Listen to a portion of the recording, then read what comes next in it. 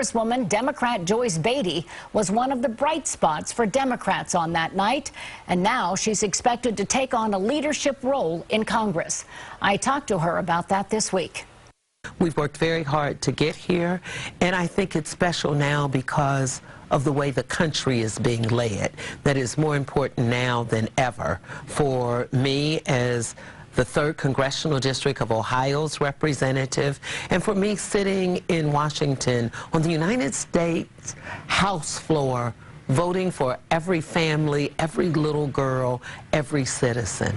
Nancy Pelosi wants to be the speaker once again, and I know you were one of a handful of Congress members called to meet with her this week about possible leadership positions and the path forward.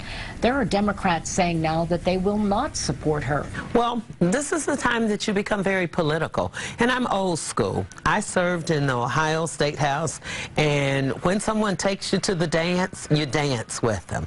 Nancy Pelosi has raised more money, been more strategic, and we are up by 31 new members that have taken out long-serving Republicans. And here's the thing, I was always taught that you fight for something and not against something. So I'm supporting Nancy Pelosi to be the next speaker. Do I want transition, and do I want change and new leadership at some point? Yes, but now's not the time because no one has come forward. When you talk to other members of Congress, though, what reception are you getting when you bring up let's support Nancy?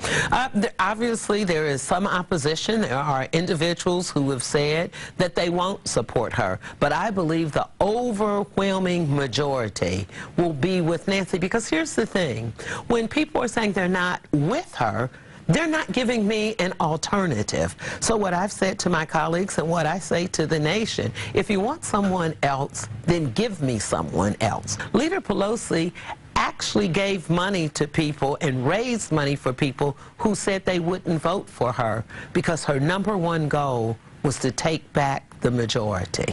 Now that you have the majority, there is speculation that Democrats will start to investigate Donald Trump, or at least advance investigations. What is your position on whether or not that should be a priority for your party?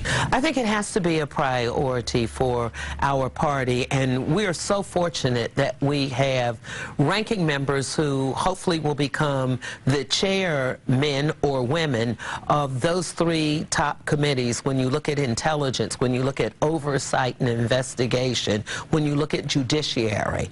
And this week, Leader Pelosi called us all on a conference call. Many of us were there in Washington. I was one of the ones that flew in and participated in that call to talk about the parallel track that we will have doing an investigation to make sure that we stay on track with the special counsel. I think when you look at him firing Attorney General Sessions this week and appointing an interim with Whitaker, it gives us pause to be suspect.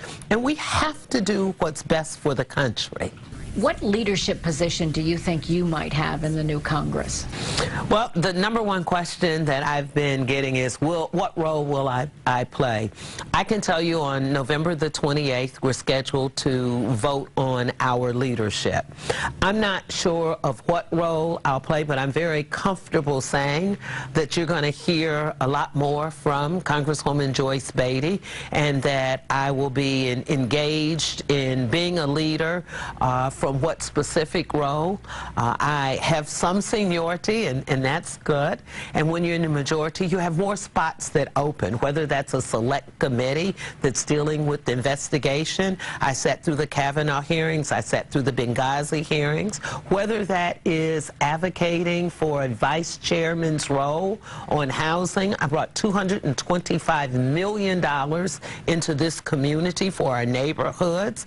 And there are some other committees that I'm taking a look at, maybe saying I'm interested in. Next, our All-Star Roundtable takes a closer look at the wins, the losses, and what's next.